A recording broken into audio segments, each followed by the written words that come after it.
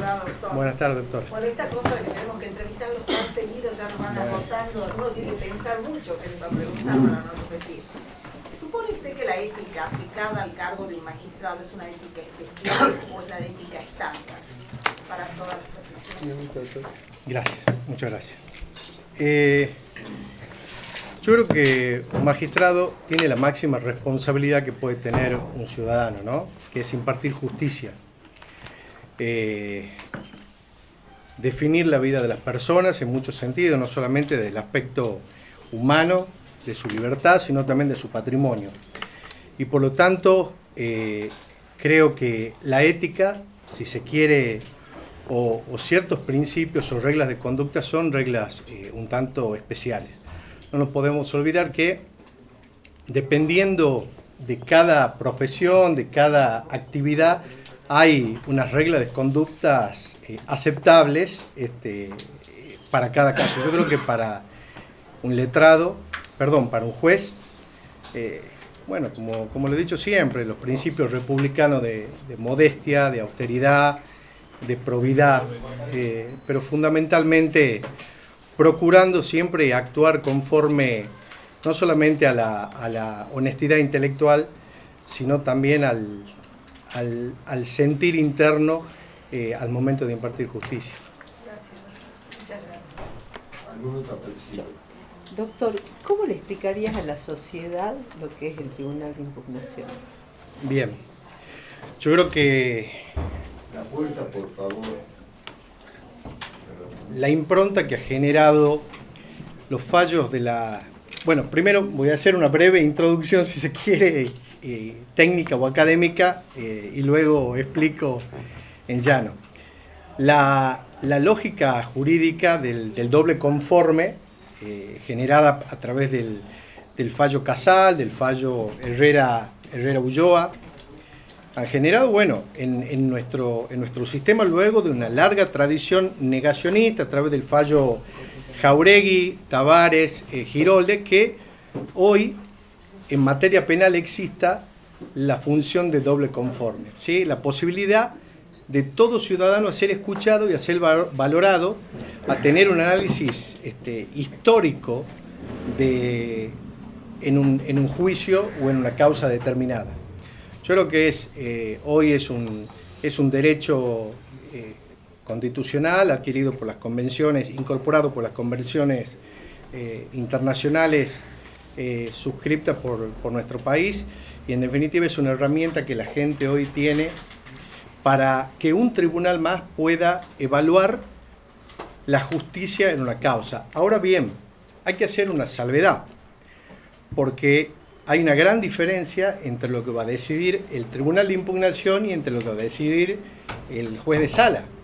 Porque el juez de sala, el nuevo esquema, tiene una función de advertir o de dirimir sobre la realidad histórica de una problemática que le es planteada. Y muchas veces, conforme a la teoría del caso, y como está planteado el nuevo código, no puede intervenir, no puede repreguntar, porque eso interferiría con los principios de no contradicción, y el principio contradictorio, el adversarial.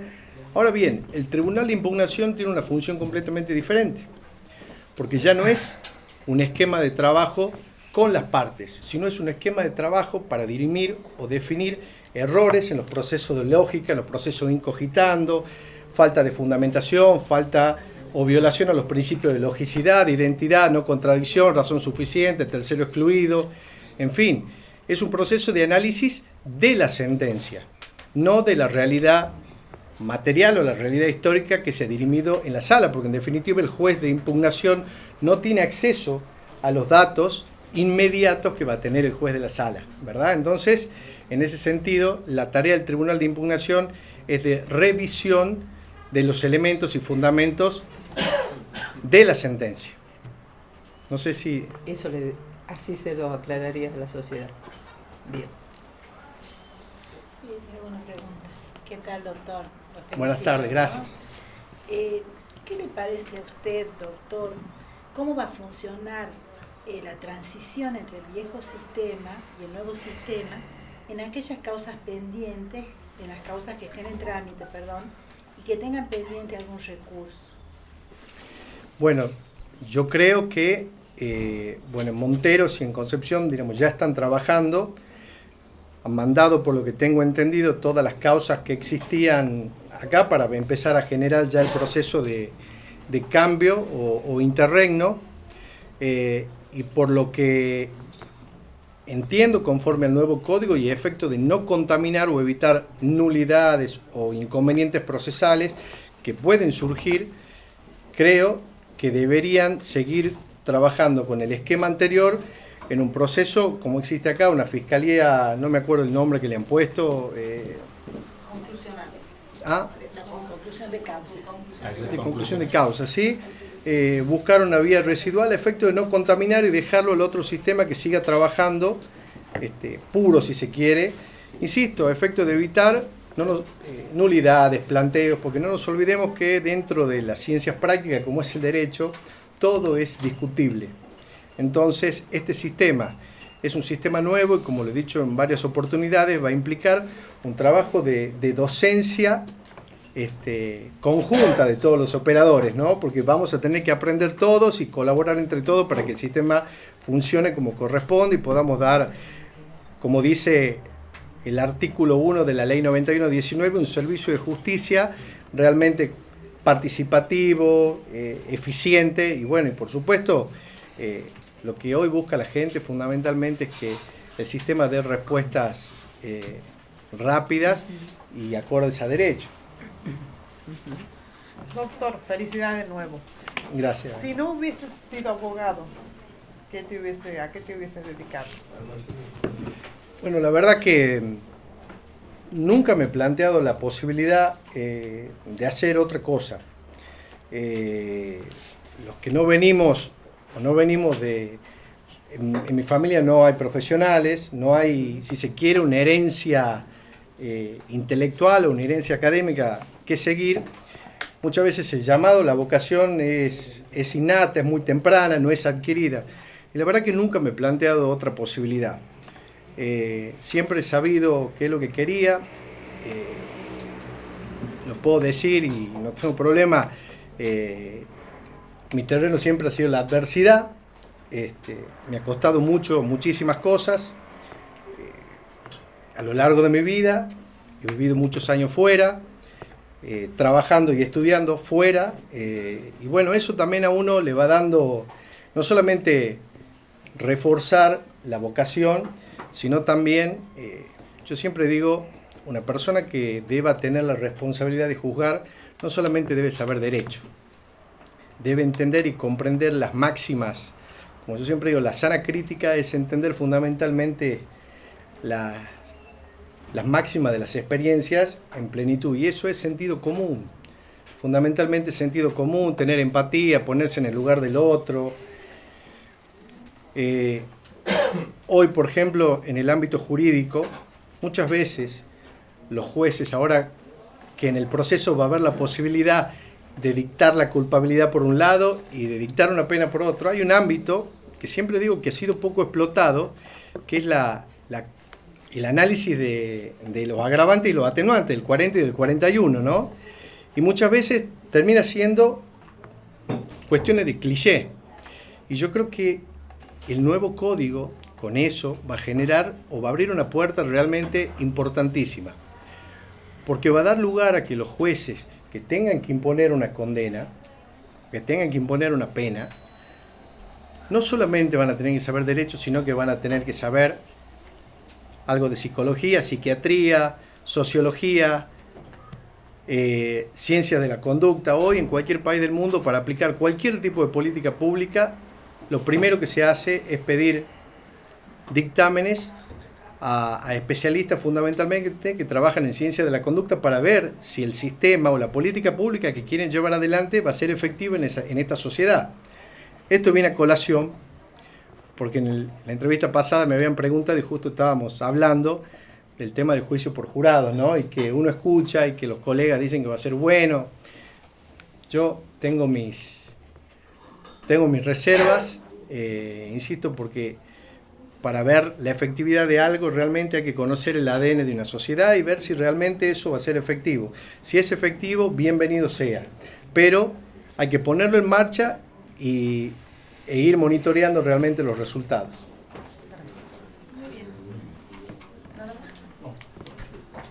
Yo le hago una pregunta. Doctor, ¿cuáles serían las funciones de los miembros que integran el Tribunal de Impugnación?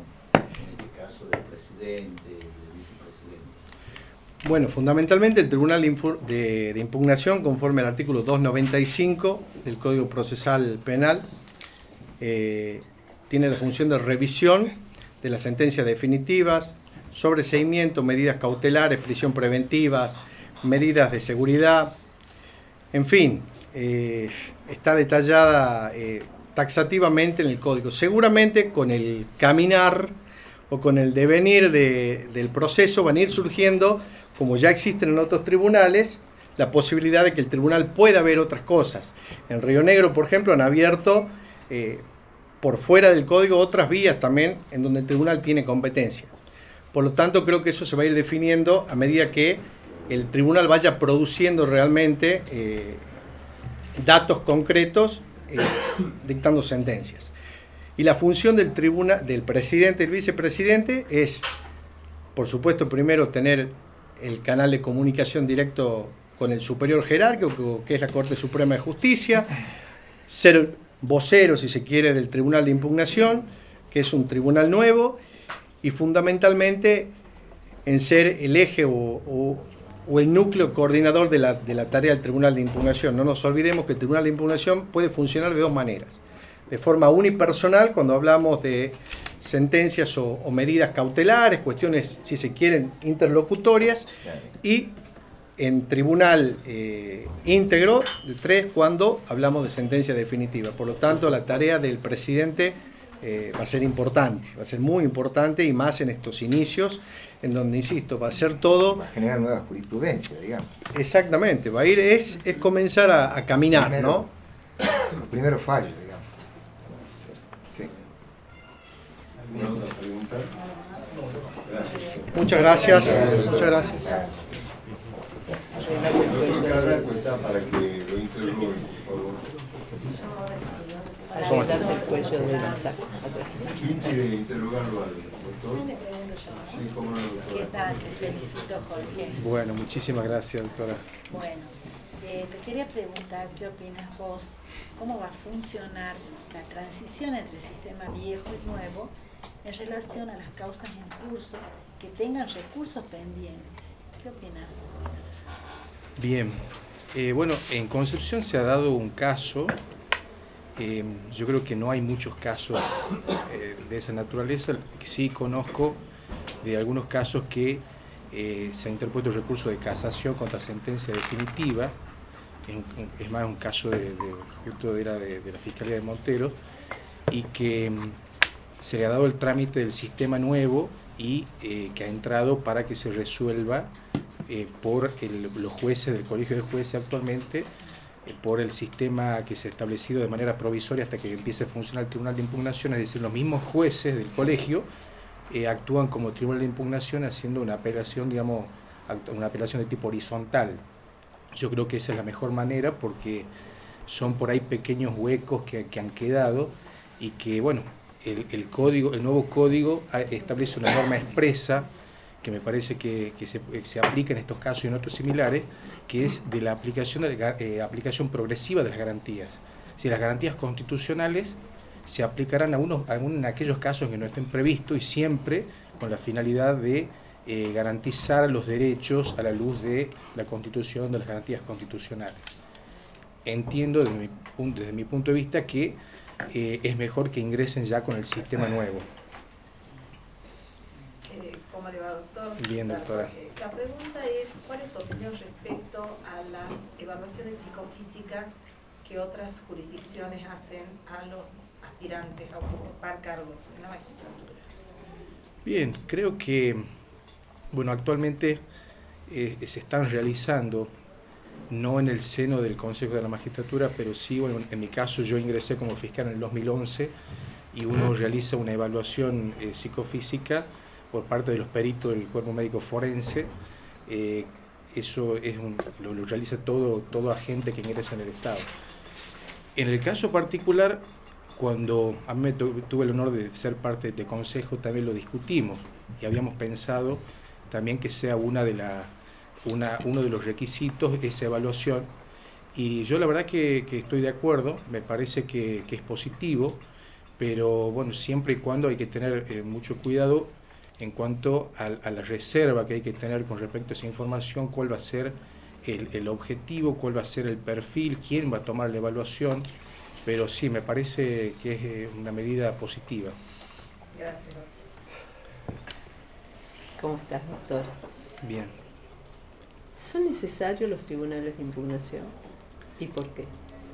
Sí, sin duda que sí. El Tribunal de Impugnación en este nuevo sistema es imprescindible porque nosotros abandonamos un sistema de instancia única, como era anteriormente el proceso, de instancia única porque la revisión de la sentencia definitiva directamente lo hacía la Corte, con lo cual se producía una sobrecarga de trabajo hacia la Corte y por ende era muy difícil obtener recursos rápidos.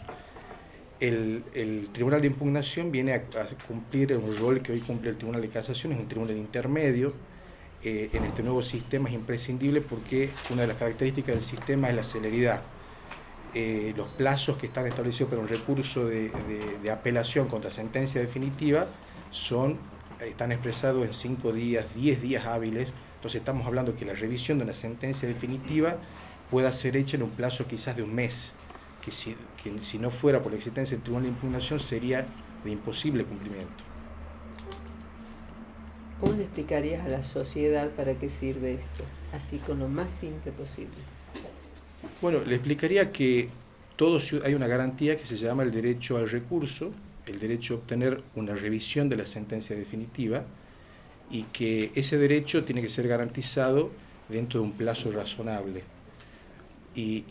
Porque muchas veces hay personas que están privadas de la libertad y ameritan que esa situación se resuelva lo más rápido posible.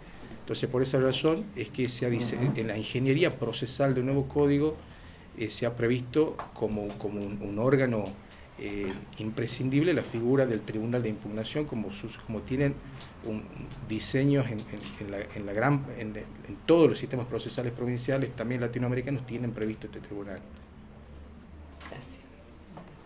Sí, doctor, ¿cuál es tu mirada con respecto a la creación de los juzgados de violencia contra las mujeres?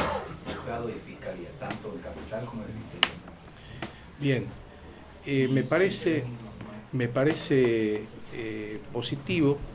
Creo que la temática de la violencia de género es una temática muy particular, tiene ribetes muy particulares. Veo muy positivo que se crean fiscalías especializadas. En cuanto a juzgados penales, me parece que no es tan imprescindible porque la decisión de fondo la puede tomar un colegio de jueces sin estar especializado en cuestiones de violencia. Sí me parece importante lo que se ha hecho en el Ministerio Público de especializar las fiscalías, porque es ahí donde uno va a detectar cuáles casos tienen más alto riesgo y de esa manera se los puede tramitar de manera más rápida.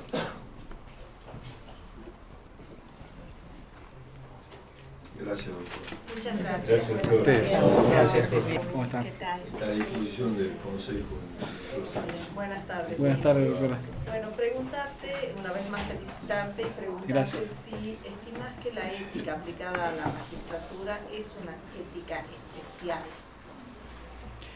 Entiendo que el ámbito donde se ejerce la función de la magistratura exige y requiere de una ética especial. Por ello, justamente, existe un código iberoamericano de ética judicial, discutido y debatido a nivel latinoamericano e iberoamericano, que ha establecido reglas claras y precisas en torno a cómo debe ser el ejercicio de la ética en la magistratura. Así que claramente entiendo que sí, y está definido claramente. Soy partidario de los códigos de ética. Entiendo que no todo el mundo está de acuerdo con que exista alguna regulación de ese tipo, porque considera que puede afectar de algún modo el ámbito en el cual el magistrado tiene que tomar decisiones, pero entiendo que a esa crítica que la escuché hablando directamente con algunos catedráticos de filosofía del derecho, básicamente, yo considero que en el ejercicio, más allá de las disquisiciones teóricas, en el ejercicio es fundamental la ética en los magistrados. El modelo que me parece adecuado es el que conozco a través del Código Iberoamericano de Ética Judicial. Comparto. ¿Y consideras que en caso de ser designado juez, eso va a incidir necesariamente en tu comportamiento social? Entiendo que sí. Entiendo que sí. Hace 20 años que trabajo en el Poder Judicial, hace 15 años que soy fiscal, y mi vida cotidiana, en razón de la función que cumplo como fiscal, tiene necesariamente ciertos límites y condicionamientos desde lo social. Hay cierto tipo de comportamientos y cierta expectativa social con respecto al comportamiento del magistrado que uno tiene que satisfacer. Porque como bien dice la frase, no solamente hay que ser, sino también hay que parecer, porque uno debe demostrar en la función no solamente con las acciones, sino con la imagen que construye para la sociedad. La confianza de la sociedad se deposita en los funcionarios públicos en general en razón de los comportamientos que lleva a cabo y que son conocidos por todos. Entonces, necesariamente es así. Gracias, doctor. Muchas gracias. Doctor. Sí, señor. Doctor, ¿cómo estás? Si hoy tuvieras que darle una charla a chicos de la escuela secundaria, sí, ¿cómo le explicarías para qué sirve esta figura nueva que tenemos dentro de la justicia tucumana?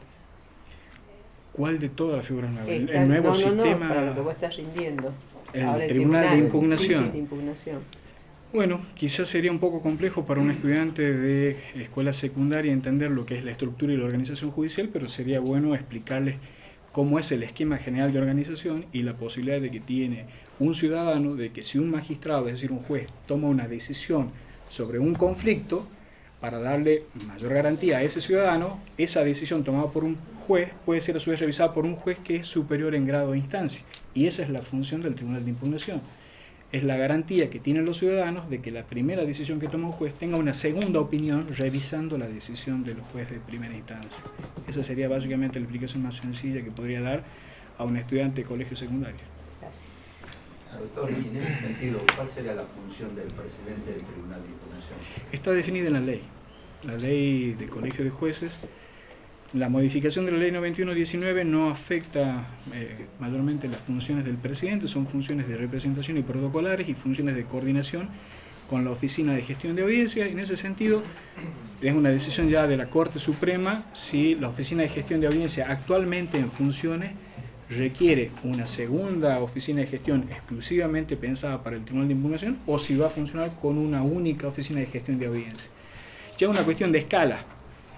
Hoy, un dato que lo venía pensando mientras venía manejando, se cumplieron el número de 3.000 causas nuevas ingresadas al sistema. Justo hoy exactamente entraron 3.000 causas al nuevo sistema procesal.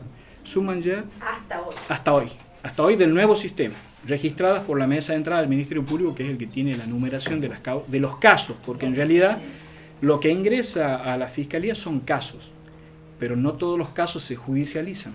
Entonces los que se judicializan son los que van ya a una instancia de control en audiencia ante el juez.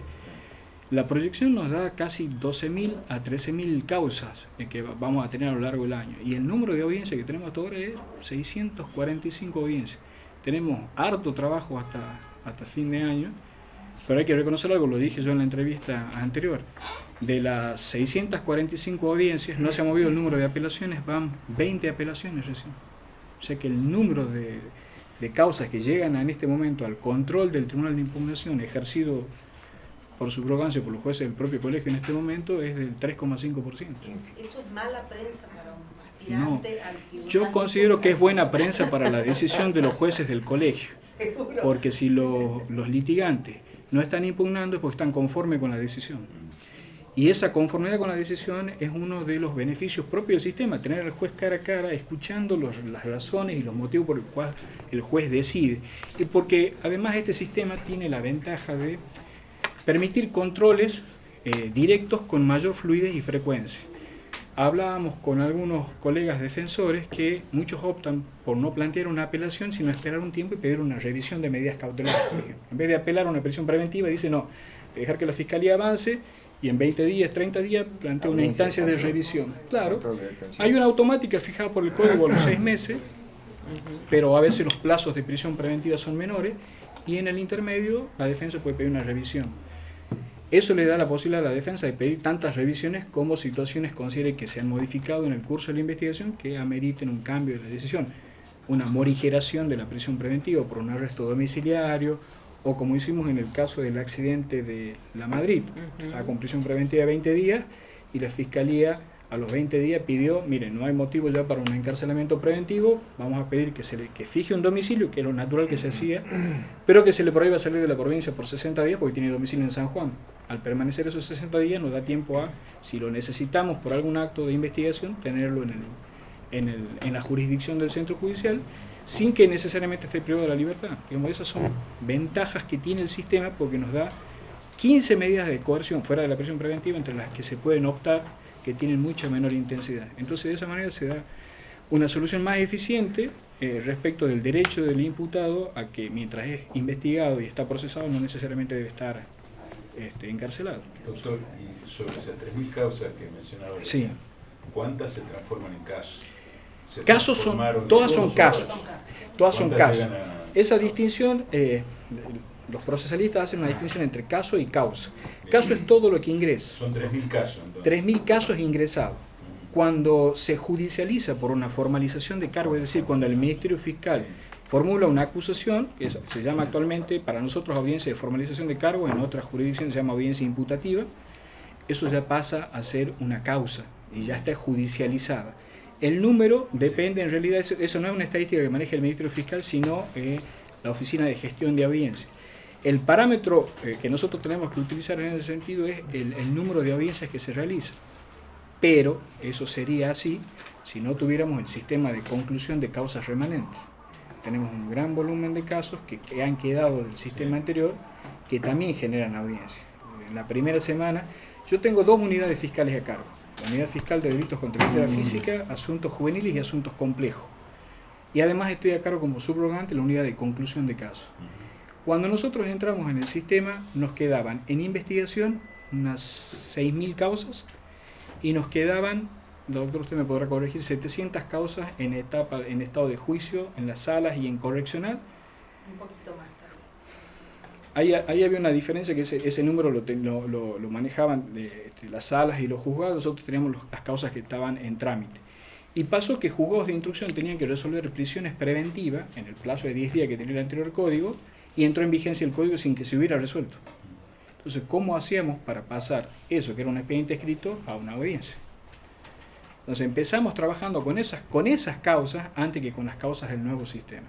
Entonces, las primeras, es más, la primera audiencia que tuvimos el primer día de inicio del sistema fue un caso así, prisión preventiva, que se vencía el plazo del anterior código sin haber sido resuelto por el juez de instrucción, y el juez de garantías en audiencia resolvió el primer día de otorgar la prisión preventiva. Esa fue la primera audiencia del sistema. Así que básicamente el sistema tiene mayor cantidad de ingresos que los que terminan siendo causas, porque además ahora la Fiscalía cuenta con herramientas para gestionar la conflictividad que son más eficientes. Tiene una unidad especial que se llama unidad de decisión temprana, que es la que va a filtrar todos los casos que entran y se van a transformar en causas.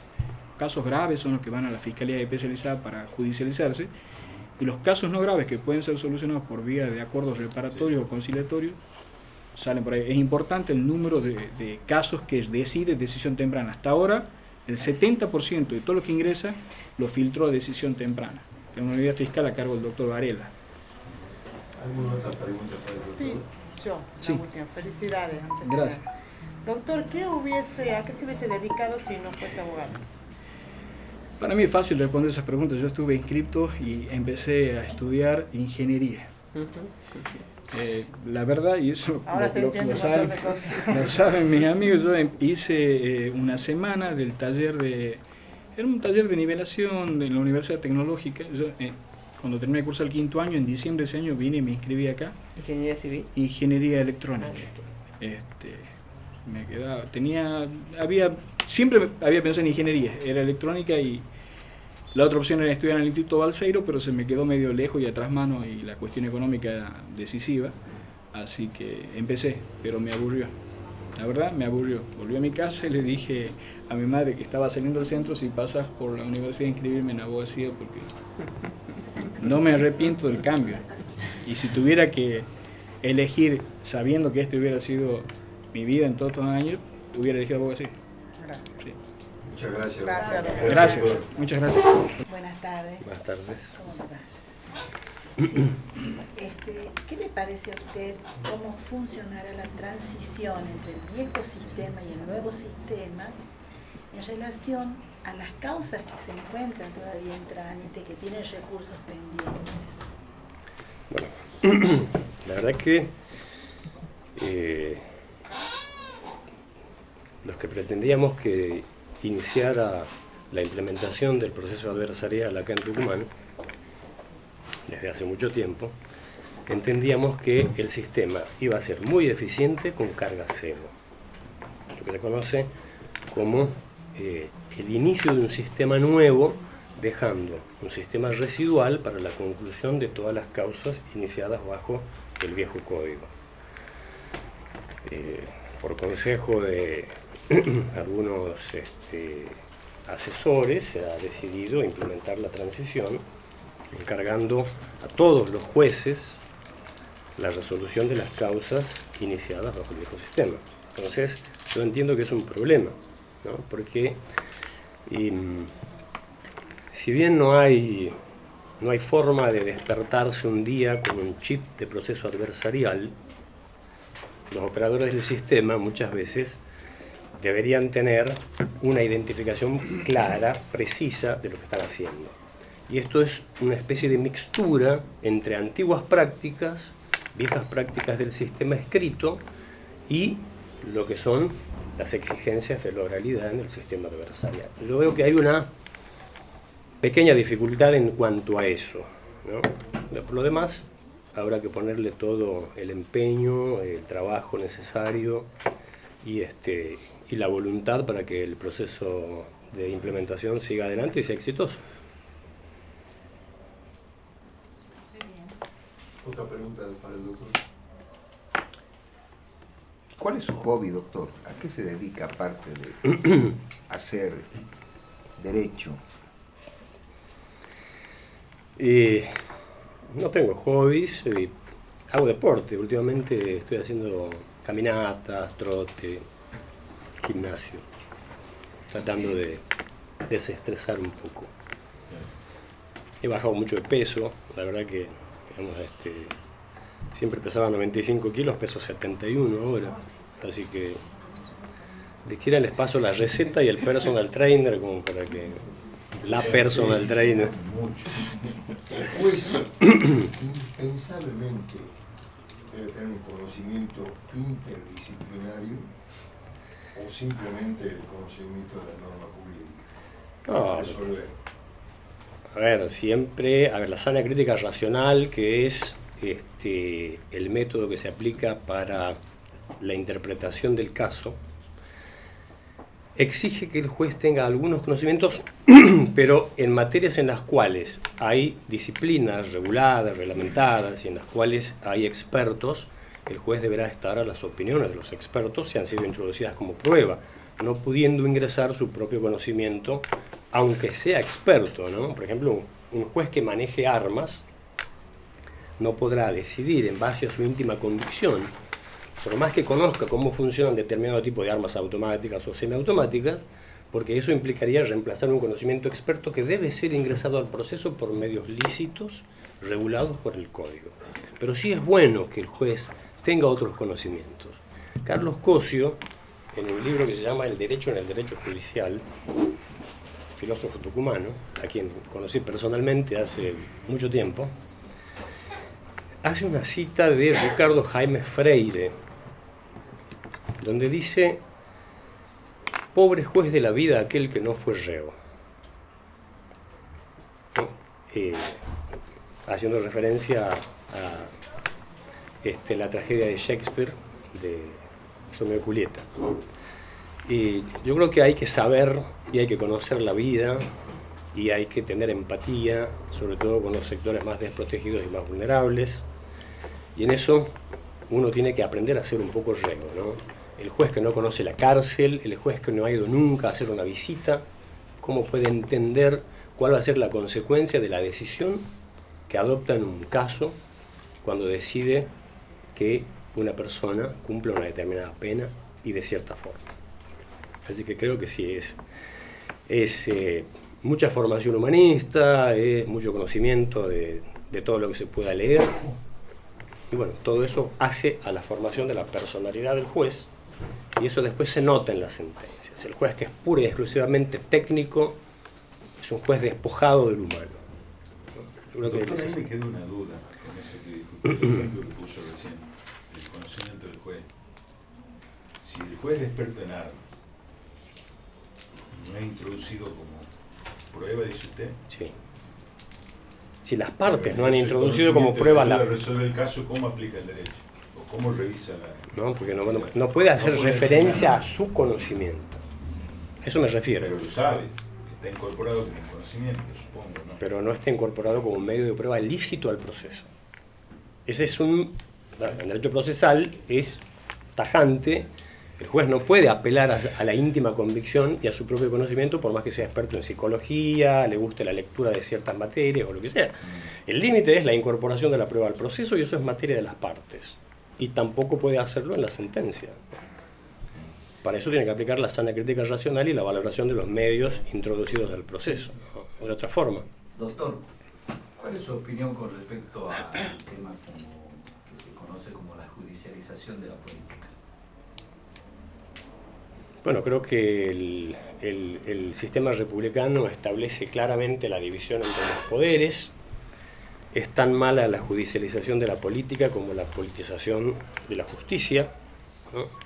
Yo creo que hay que tratar de que la institución judicial mantenga siempre una sana independencia, sin perjuicio de llevar adelante las investigaciones, que para eso el Ministerio Público es el encargado. Los jueces no investigan, los jueces solamente juzgan, pero el Ministerio Público, no sé si hay otro fiscal acá, el único va a recibir entonces, es el encargado de llevar a cabo las investigaciones de funcionarios públicos, o todas aquellas que sean por lo menos plausibles, fundadas, y los jueces deberán después atender a la acusación si se la formula, pero yo creo que no hay que poner demasiado el acento en estas cuestiones de esas tendencias que hay por momentos, generalmente en época de elecciones, ¿no? En época de elecciones se aviva todo el arsenal de denuncias en contra de algunos funcionarios, de algunos sectores de la política, y bueno, la justicia dependerá de la presentación del caso y tendrá que resolver de acuerdo, digamos, a lo que el fiscal decide acusar, ¿no? Pero no creo que haya que promoverlo ni desde adentro ni desde afuera. Son los malos de la película, los fiscales. Doctor, sí, gracias. Felicidades nuevamente. ¿Qué opina usted sobre que los jueces deban pagar impuestos a las ganancias? Lo he sostenido públicamente. Yo creo que sí, deben pagar impuestos a las ganancias. No hay ninguna diferencia ontológica ni cualitativa entre cualquier ciudadano y los jueces, ¿no? Hay fórmulas para compensar, y en eso las autoridades deberán tener en cuenta de qué manera se lo hacen. Pero sí entiendo que en honor a la igualdad ante la ley y a la distribución equitativa de las cargas públicas, los jueces deben pagar impuestos a las ganancias. Bueno, gracias. Muchas gracias, doctor. Muchas gracias, doctor. Gracias. Hasta luego. Bueno, la doctora está a disposición de Hola doctora, ¿cómo te va? ¿Qué tal? Gracias. Te quería preguntar, ¿qué opinás vos? ¿Cómo va a funcionar en la transición del nuevo sistema y del viejo sistema en relación a las causas que están en curso y que tienen recursos pendientes? Yo considero que se tienen que terminar de acuerdo al sistema actual, al viejo sistema, digamos, que en Capital es el actual. De todas formas, entiendo que forma parte de la posibilidad de resolver este tipo de transiciones tan complicadas, está muy sujeto a la buena voluntad, a la relación cordial entre los ministerios públicos y la judicatura, a la buena voluntad de los magistrados y de todas las partes. Yo sé, por ejemplo, que en Concepción, con el viejo sistema, una de las salas resolvió casi todas las causas que tenía pendientes, acudiendo a la buena voluntad de las partes, al margen de la voluntad de trabajo de los jueces que la integraban. De todas formas, digamos, eso desde lo humano, desde lo técnico, la Corte tiene dicho que las modificaciones de procedimientos, de competencias, se aplican de inmediato. O sea que, en principio, debería empezar a aplicarse inmediatamente el Código Nuevo, sin pensar demasiado en la transición. La Corte, en un fallo reciente a propósito de un cuestionamiento del juicio por jurados en la provincia de Neuquén, ha dicho que se aplican de inmediato las modificaciones procesales. ¿Alguien más quiere preguntar? Sí, yo. ¿Qué tal? ¿Cómo ¿Qué estás? tal? Felicidades. Gracias. ¿Cuántos concursos llevas rindiendo? Muchos. Y el año pasado fue el año que más concursé. Debo haber rendido, estos 3, los otros 3 de la Sala de Concepción, y calculo que 10. Y antes de eso concursaba una vez por año, o de vez en cuando debo haber rendido 15 en total, o un poco más. ¿Qué opinas del sistema de selección?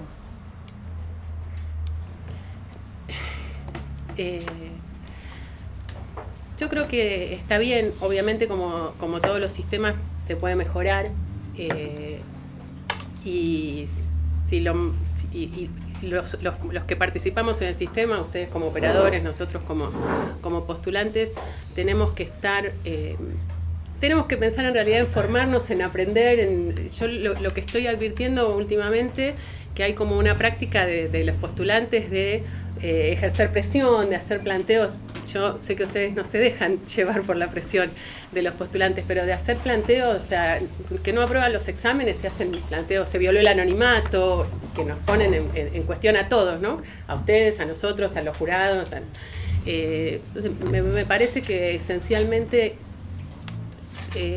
tenemos que volver a la buena fe que hubo siempre. Yo tengo la sensación que a veces medio nos alejamos de la buena fe para concursar. O sea, aquí nos conocemos todos, todos nos cruzamos con los jurados, todos nos cruzamos con ustedes en el ejercicio de la profesión, pero creo que estamos esencialmente los postulantes perdiendo un poco la buena fe. O sea, mismos postulantes que reconocen que han hablado con un jurado,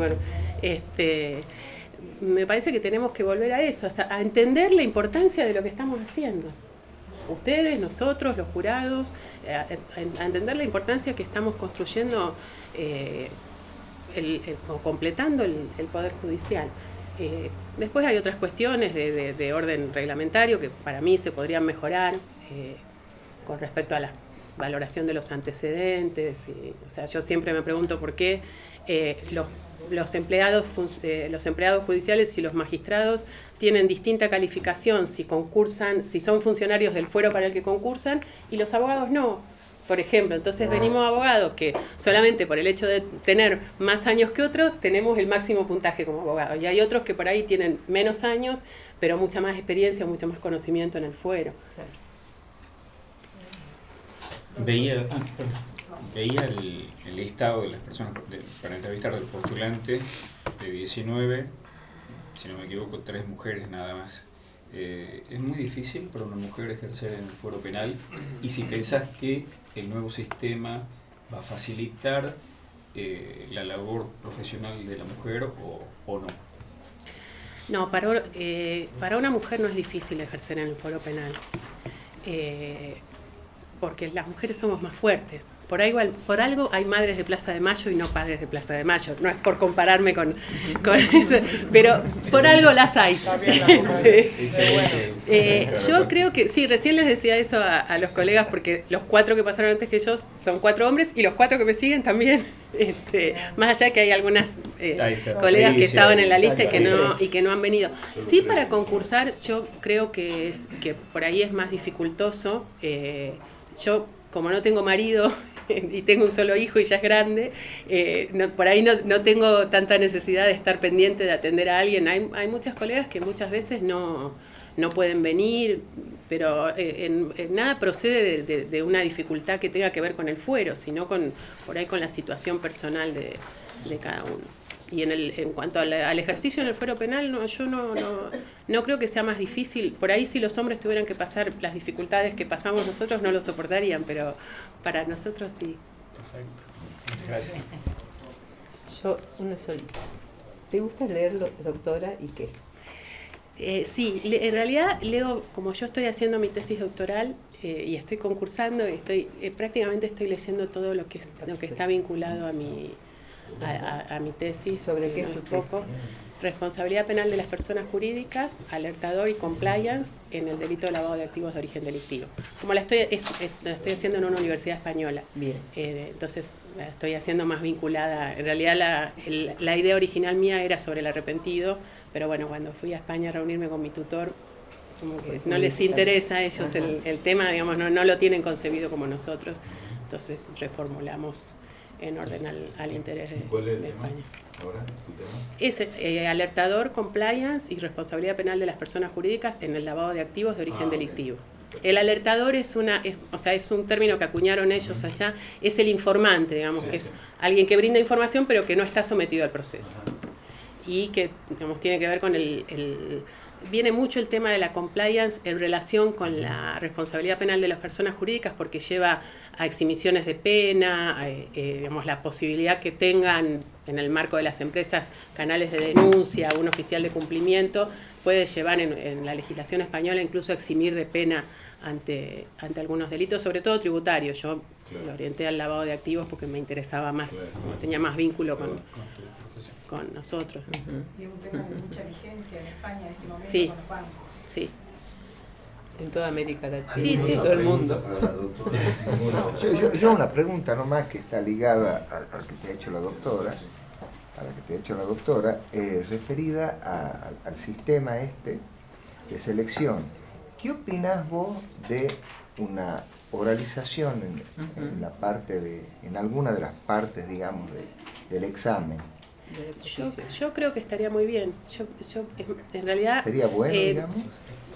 Para mí el examen ideal sería, hay que ver en qué medida nosotros podemos, los postulantes me refiero, a sostener la atención, pero para mí uno tendría que pensar en un juicio y, bueno, porque los he escuchado a ustedes, lógicamente, con un examen oral, en un concurso que hay 60 postulantes, pero que uno tiene que plantear una audiencia como las que se hacen ahora en Concepción y con una rotación de roles de tal manera que uno se pueda desempeñar en todos los roles y se podrían hacer varios concursos o resolver por lo menos esta primera instancia de varios cargos, porque realmente la verdad es que es un desgaste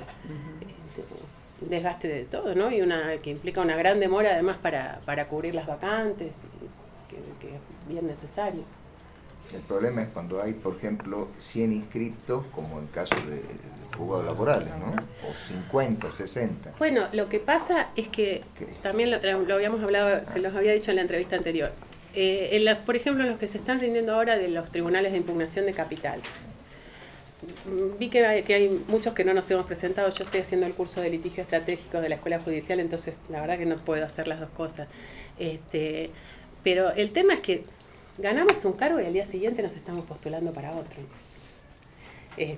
Entonces, también a eso habría que ponerle, no sé en el caso de los juzgados laborales, porque ni siquiera conozco a los colegas que concursan, pero en el caso del fuero penal, los tribunales de impugnación de capital van a generar tantas vacantes como concursos hay en la justicia. Está bien, son magistrados que hace mucho que han asumido y que tienen derecho a pretender ascender, pero tendría que haber algún límite a eso, para que no haya montones de inscritos y todo el tiempo generando nuevas vacantes. En el fuero penal todo el tiempo se generan nuevas vacantes de todos los concursos, surgen, en estos mismos van a surgir por lo menos una, probablemente más, pero por lo menos una. Lo del Tribunal de Impugnación, en los 3 de Concepción, digo.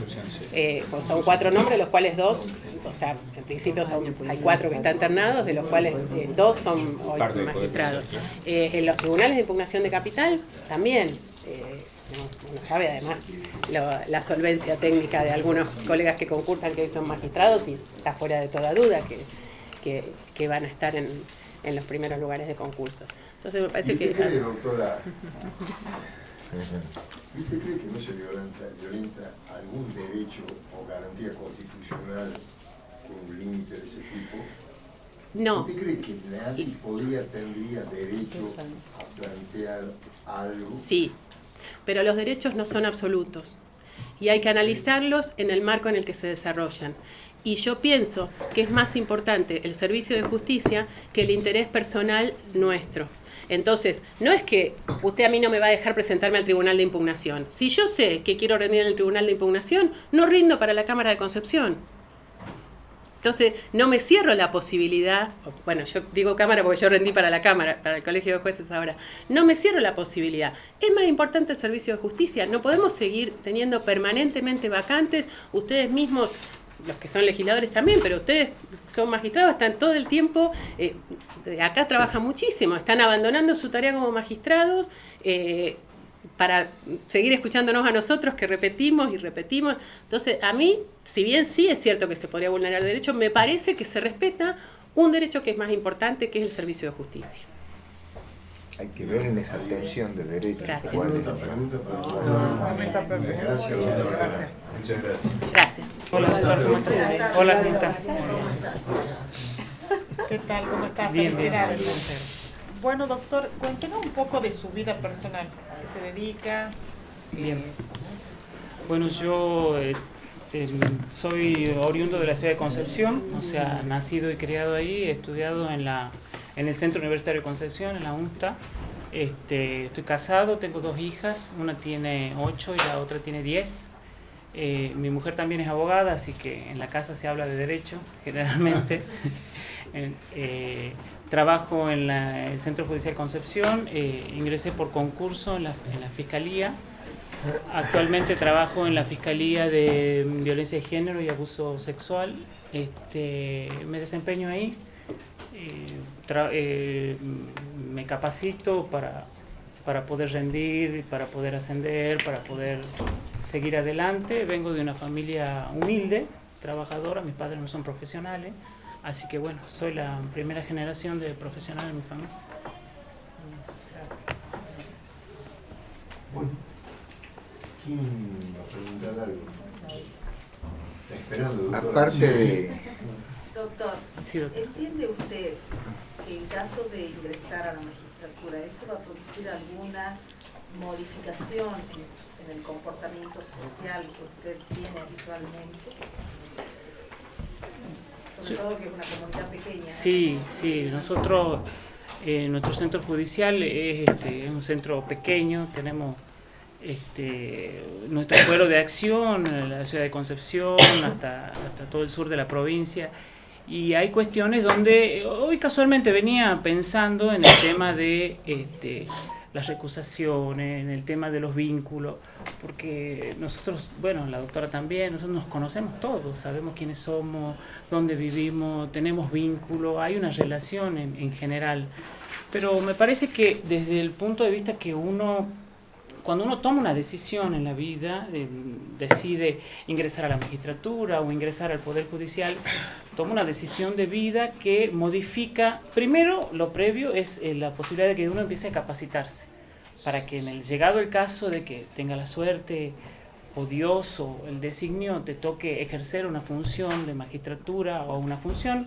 en este caso yo actualmente, como lo dije anteriormente, trabajo en Fiscalía, tenga las herramientas y los elementos para actuar, pero aparte hay una cuestión que lo he escuchado también en otros concursantes, en otras entrevistas, donde hay que tener cierta línea de conducta. Me parece que quizás uno tiene la imagen en ese punto que me parece que tiene que volver, donde tenemos que la función judicial y como operador del derecho, pero más que nada la función jurisdiccional, la función del juez, este juez que nosotros, una persona proba, honesta, recta y con una línea de conducta desde lo personal que refleje la función en la cual yo voy a cumplir a partir de ese momento, que no es que uno va a cambiar la manera de ser, sino que uno es como persona. Por ahí un colega me decía, cuando litigaba, me dice, no hay buenos abogados o malos abogados. O sea, no hay buenos jueces ni malos jueces. O hay buenas personas o malas personas. Creo que esa es la línea de conducta que uno tiene que seguir. No hay una modificación en cuanto a la actitud, sino seguir siendo la persona que uno es, con los valores que vinieron de la casa, con la educación que uno ha recibido, desde la posibilidad que ha tenido cada uno en los lugares que le ha tocado desarrollarse. Gracias, doctor. Muchas gracias. Doctor, ¿cuál es el protocolo que tiene que seguir en la Comisaría del Interior cuando se produce una denuncia de violencia de género? Bueno, como lo decía anteriormente, yo trabajo en una Fiscalía de Género y Abuso. Tenemos el funcionamiento de la misma, se desarrolla a partir de la actuación de los fiscales auxiliares actualmente, que antes nosotros teníamos a los ayudantes fiscales, que es la función que yo cumplía anteriormente. El ingreso a partir de la denuncia, de la actuación por parte de la persona que sufre este tipo de situaciones, se realiza a través de la comisaría con la denuncia. Existe actualmente, nosotros estamos trabajando en una relación muy íntima, y lo hablábamos también en Fiscalía. Yo trabajo con el doctor Castro, es mi fiscal, en cuanto a la posibilidad de que exista una relación estrecha y cercana entre la gente de comisaría, entre los oficiales y nosotros, para que se determine y se logre en ese caso de determinar cuándo estamos ante un caso de género, cuándo es necesario la actuación de la Fiscalía, cuándo la situación es urgente. El tema de género es un tema que genera y que sigue generando, donde no siguen sucediendo este tipo de hechos. Entonces, evidentemente, tiene que haber un trabajo en conjunto, pero más que nada en cuanto a la capacitación de los operadores y de los oficiales de la comisaría. En el caso de que nosotros tomamos conocimiento de un hecho, generalmente lo primero que se hace es que ingresa la causa por atención temprana, la envían a nuestra unidad, o bien intervienen dos oficinas que para mí son fundamentales en el trabajo nuestro, que es la OBD, la Oficina de Violencia Doméstica, y la OBIFAM. Estas oficinas, donde en este trato interdisciplinario de la víctima permite que nosotros a partir de ahí tengamos los elementos, las herramientas para poder discernir qué situación es una violencia de género y qué situación no. Y también hablábamos la vez pasada con el doctor Castro, en cuanto al tema de que hay situaciones que, si bien hay un peligro, hay una violencia, pero no llega a ser delito. Entonces la intervención nuestra sería primaria, pero en el marco del derecho de familia es donde se podría llegar a discutir cuestiones como régimen de visita, alimento. La intervención nuestra para el caso de urgencia, para el dictado de una medida cautelar, para la protección de la víctima y el entorno familiar. Y a posteriori la intervención del juez de familia. ¿Puedo, doctor? ¿Cómo estás, doctor? ¿Cómo está? No es un tema simple el de violencia de género. Antes le llamaban crimen pasional y resulta que la mataban a la mujer y era femicidio. Digo, cómo la sociedad tiene que ir también viendo estas cuestiones. En este marco, doctor, nosotros queremos o pretendemos los legisladores, o un gran grupo, que la provincia adhiera a la ley Micaela. ¿Estás al tanto de lo que es la ley Micaela? Sí. Que es a partir de la muerte, el femicidio, el asesinato de una mujer. ¿Qué opinión tenés? La ley Micaela, para que no la tienen, es la capacitación en los 3 poderes del Estado, a todos los funcionarios públicos de los 3 poderes. El trabajo en conjunto en este tipo de problemática es fundamental. Este trabajo en red, cuando nosotros nos capacitan o cuando nosotros recibimos las primeras capacitaciones en el momento que sabemos en qué oficina nos íbamos a desempeñar, es fundamental en situaciones donde, por ejemplo, nosotros tenemos una víctima de violencia, donde tenemos menores de edad, donde hay una situación de vulnerabilidad, donde esta persona, o la mujer, en este caso la víctima que está sufriendo este hecho, no tiene la posibilidad de decir, me voy de mi casa porque me voy a dónde. ¿Dónde voy a tener yo la contención? ¿Dónde va a estar dónde voy a llevar mi grupo familiar? Nosotros trabajamos, y eso lo vuelvo a reiterar, con 2 oficinas, la OBD y OBIFAN, pero aparte también trabajamos con el Instituto 25 de Mayo, que hace un trabajo fundamental en situaciones, por ejemplo, de fin de semana. También trabajamos con Oficina de la Mujer, nos brindan. Por ejemplo, teníamos un caso en Trinidad de una familia donde había habido un inconveniente y esta señora con los hijos no tenía dónde ir en el momento en que sucede el hecho y uno tiene que resguardarla. Entonces nos brindaron la posibilidad de que vaya a un lugar donde se le ha pagado, donde la misma Estado, hasta que se pueda resolver esa situación, porque nosotros a partir de ahí tenemos que pedir una audiencia, excluir del hogar a esta persona que ha cometido un delito, porque eso también no nos tenemos que olvidar. Esta persona comete un delito y es un delincuente. Entonces, como tal, tiene que recibir el castigo correspondiente. Y el trabajo en red y el trabajo con todas las otras interdisciplinarios nos da todos los elementos para nosotros poder llevar el pedido, la medida cautelar o lo que surgiera a partir de ahí. ¿Alguna otra pregunta, doctor? No, muy bien. Gracias, doctor. Muchas gracias. Bueno, el doctor Picón está a disposición del consejero. Picón.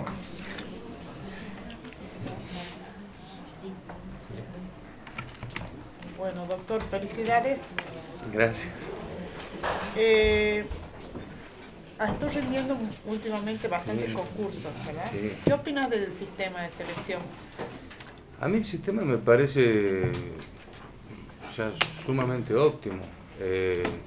Como todo sistema, creo que es perfectible y podríamos aportar, pensando en voz alta, muchas bondades también a este sistema, que ya de por sí es bondadoso.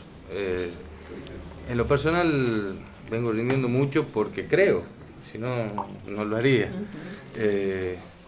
Pero sí entiendo de que en este nuevo paradigma que nos estamos enfrentando, que ya estamos transitando, y en algún momento lo pude charlar, tipo café con alguien, sería, por lo menos a mi gusto, lo que no quiere decir que sea imperioso, pero sería muy bueno de que lo hagamos en forma oral. Porque, a ver, yo ahora estoy acá en un puesto número 11 porque considero una buena nota en la oposición, pero mis antecedentes no me ayudan tanto porque tengo X antecedentes, ¿sí? Pero el que solamente transitó un juicio oral, el que solamente fue audiencia de control de prisiones preventivas, el que solamente tiene esa práctica y va generando una lex artis, una lex experticia, se va capacitando, solamente en ese punto nosotros podemos enfrentar el sistema adversarial de cara al sistema adversarial. Es decir, se acabaron los escritos, se acabaron los oportunamente, téngase presente para su oportunidad, no se tiene nada presente para su oportunidad. Esto es ya y ahora. Y me voy a ir un poquito más de la pregunta, doctora, si se me permite. Y capaz que me estoy adelantando y no estoy sabiendo administrar otra pregunta que eventualmente me puedan hacer, pero es mi primera entrevista. Si a mí me preguntan si hoy en San Miguel de Tucumán estamos en condiciones de realizar el sistema adversarial, yo le digo que sí. ¿Pleno? Sí. ¿Sabe por qué? Porque no necesitamos más que una cámara como esa, una grabadora como esta y las partes. Y la buena predisposición. Y la buena predisposición, que es el artículo 105 de nuestro nuevo Código Procesal Penal, la buena fe de las partes. Si nosotros tenemos buena predisposición, magistrado, Ministerio Público, Ministerio de la Defensa, los colegas, bueno, yo hace poquito me integré a la justicia, pero los colegas que ejercen día a día la profesión en forma liberal, si todos tenemos esta buena predisposición, esta buena fe, esta buena fe, yo tengo dudas que hoy podemos empezar en Tucumán a tener. Sin necesidad de 4 domos, sin necesidad, lo hagamos austeramente, pero comencemos. no vamos a tener más oportunidades tan históricas como esta. Esto es histórico lo que está ocurriendo. Para nosotros, para Tucumán, es histórico. Y me animo a decir algo más. Me hubiera encantado que esto venga de la mano del juicio por jurado. A mí me hubiera encantado. Pero creo que es un gran paso, un primer gran paso que estamos dando. Bueno, deja abierta la puerta para hacer un montón de interrogantes. Sí, adelante. ¿Cree que la sociedad está preparada para un juicio por jurado? ¿Esta sociedad? A ver, yo creo que hay que ser objetivo al riesgo de no ser políticamente correcto. Yo creo que la sociedad sí está preparada. Binder supo decir que no, el hecho de ser abogado no me da mayores cualidades para determinar o no la existencia de un hecho. O sea, somos todos seres humanos, abogados, jueces, terminamos todos de la misma forma. Y creo que la sociedad sí está preparada. Que vamos a tener que pulir quiénes pueden integrarlo, quiénes no, la forma de selección, la forma de... Sí, y hasta me animo a decir de que en lo personal soy partidario del juicio por jurado clásico, de aquel que en la Europa oriental del siglo XIX tuvo que ceder ante el sistema reformalista, porque era el juicio por jurado clásico. Porque a mi entender, no tuve la posibilidad de ver muchas entrevistas, pero hablando con colegas, no, que el escabinado, para mí el escabinado contamina al jurado. Pierde su esencia. La sociedad necesita legitimarse en algo más que en un juez. Eso es lo que nos pide la sociedad. Lo pide todos los días. ¿Por qué se le teme el juicio por jurado? Quizás porque nosotros pensamos muchas veces que sabemos más. Y esa cuota que tenemos de no manejar lo imponderable, no saber cómo puede reaccionar un jurado frente a un caso particular, es lo que nos saca del lugar de confort de la seguridad que nos da un juez técnico. Entonces, pero el juicio por jurado clásico, sí. El puro, es el que determina la existencia del hecho. A ver, ¿existe o no existe el hecho? Y esta es una escala penal. Bueno, ¿cómo la planteamos a la escala penal? Y lo charlan como se charla en esta mesa. Entonces, no hay que tenerle miedo al jurado. Es más, considero que el juez técnico de algún modo contamina al jurado cuando ingresa a opinar o a asistir o a...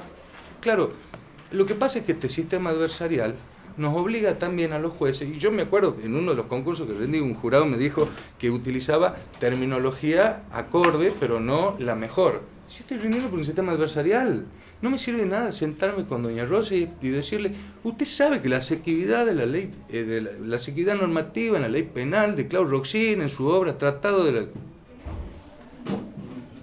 ¿Qué sabe esa señora?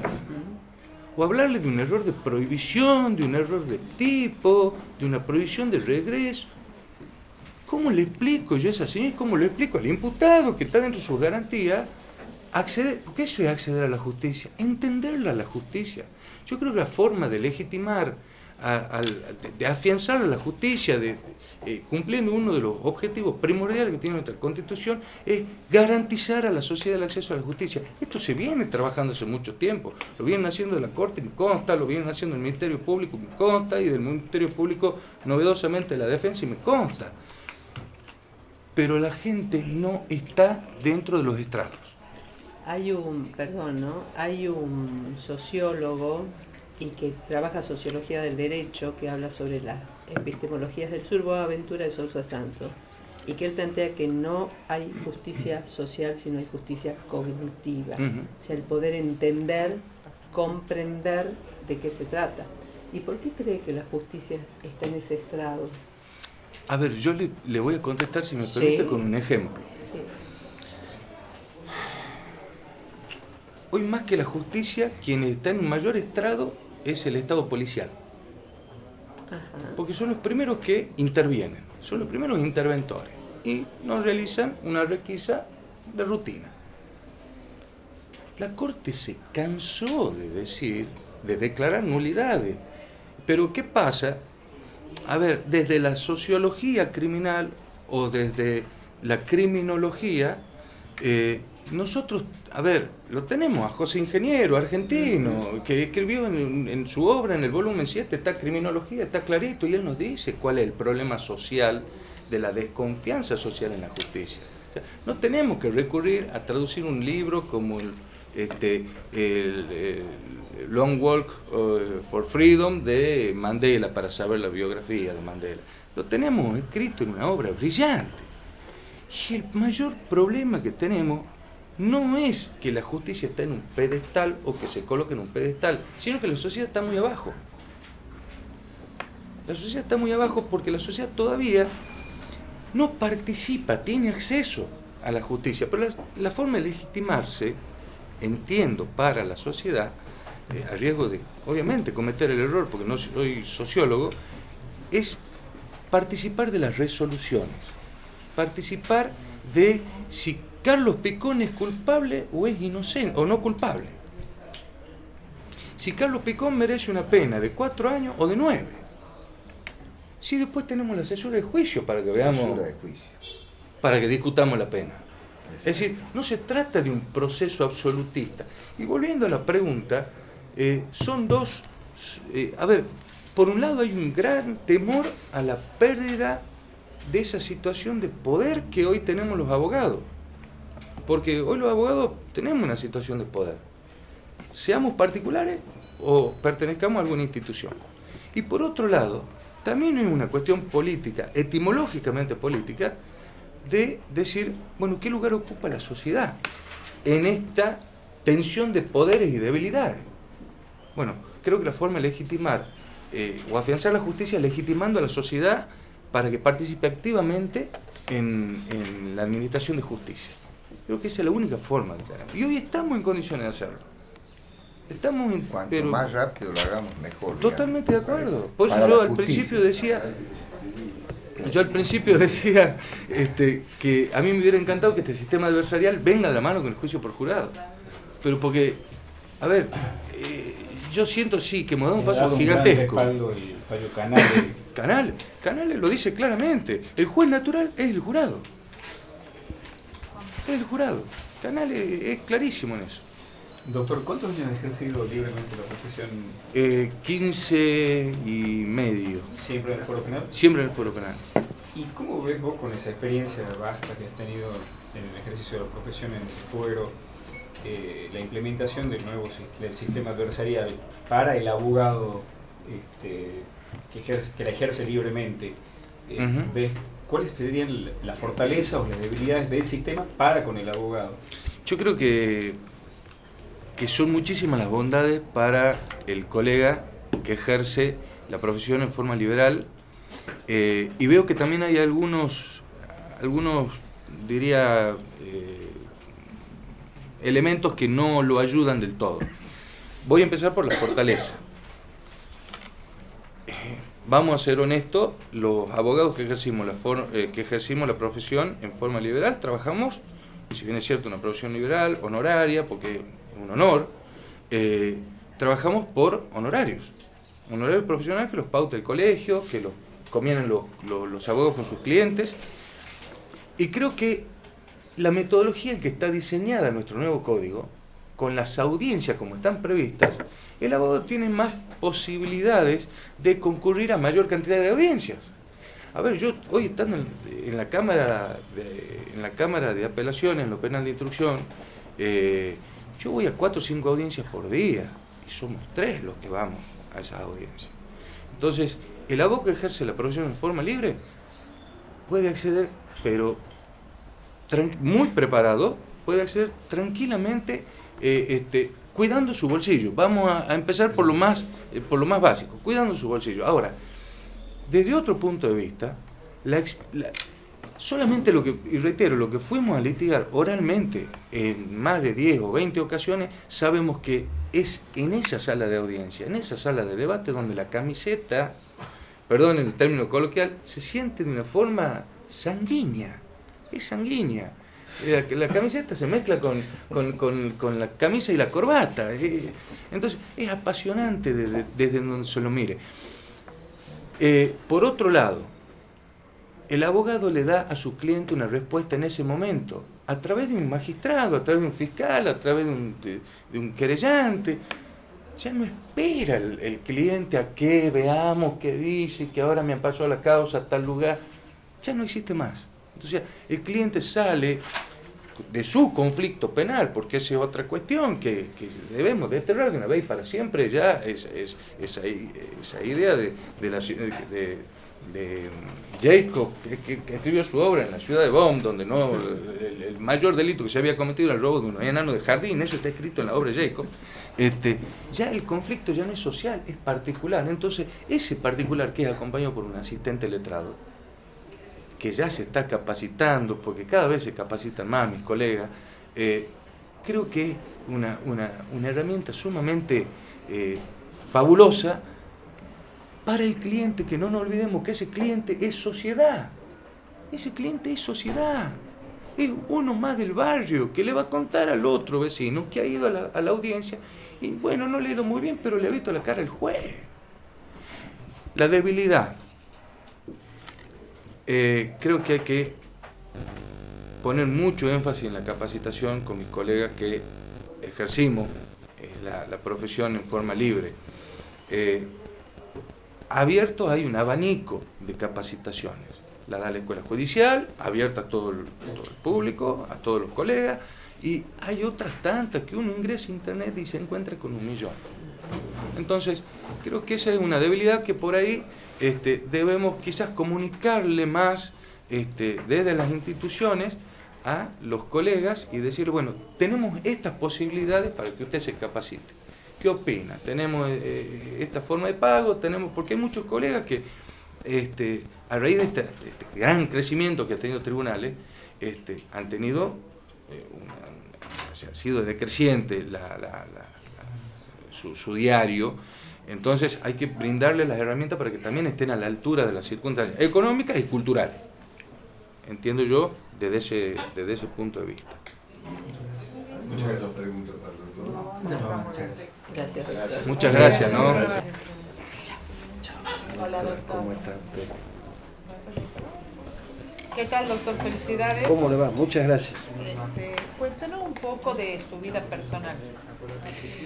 Bueno, ya hace 31 años, va a ser 31 años que tengo en el Poder Judicial, soy secretario de Cámara, de los 31 ya 30 prácticamente en la parte penal, estoy casado, tengo mis hijos, hice una especialización, ya soy magíster y estoy viviendo, en estos últimos meses preparo ya la tesis doctoral. ¿Cuál es el tema de la tesis? Va a ser la víctima en el proceso penal. Creo que hay muchas cosas que tengo que apuntalar ahí en cuanto al trato, el acceso. Cuéntanos un poquito de eso. Yo veo muchas veces que se llega a una fiscalía y lo primero que se pregunta si es parte. Y es nadie más y nada menos que la víctima. La que sufrió el atraco, la que sufrió el daño en sí. Entonces, por una cuestión de ser parte o no parte, además que está arreglado, todo el buen trato que hay que darle a la víctima, me parece que tenemos que agilizar un poquito ese tema. Lo veo mucho que van y dicen, no es parte. Bueno, pues vamos a asumir rol de querellante, vamos a hacer para informarle. Creo que eso es un aspecto que hay que al menos proponer una mejora, ¿no?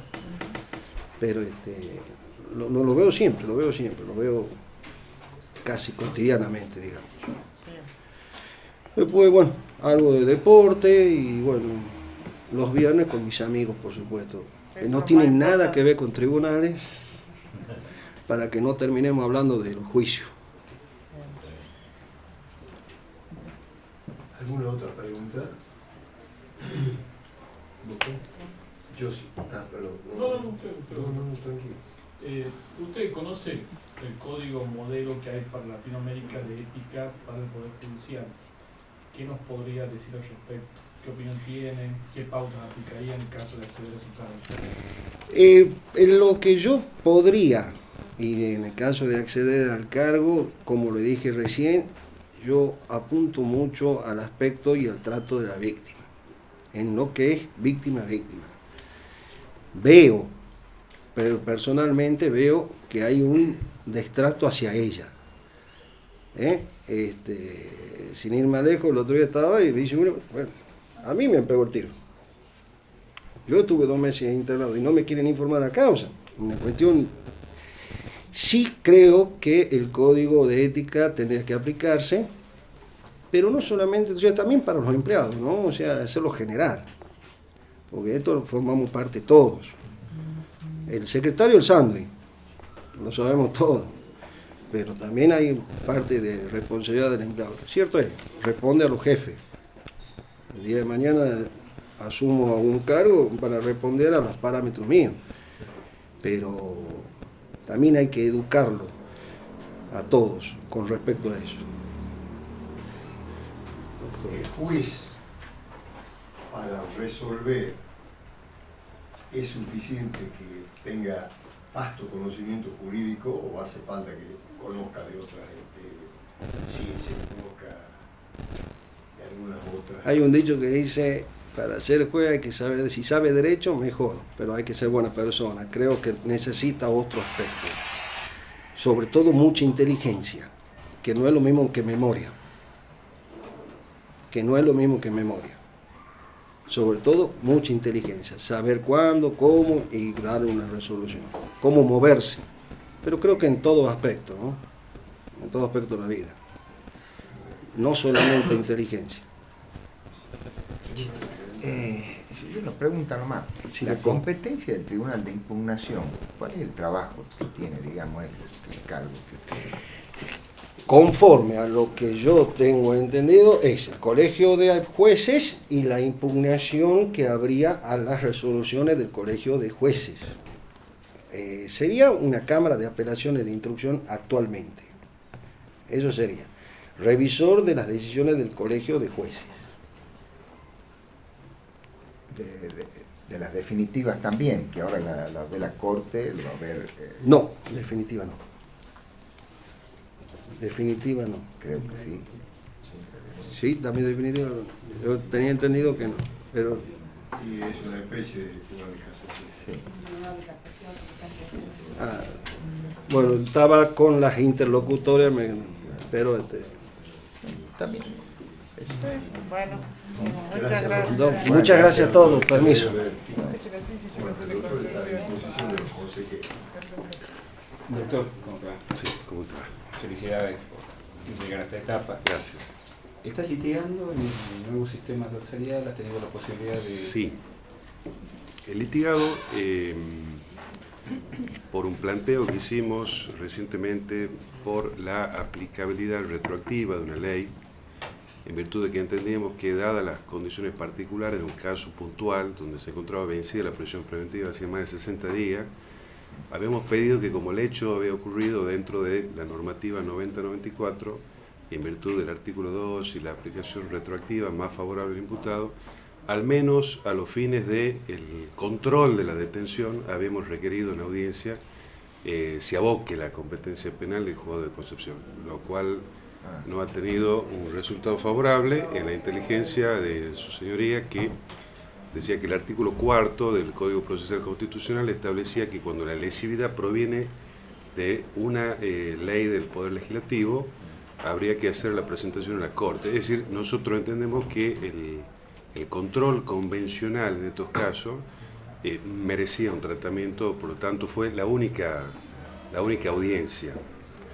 Y hoy estamos también ponderando la posibilidad de cuestionar el tema de los cómputos de 120, en razón de que entendemos que una acordada no puede avanzar sobre lo dispuesto en una ley.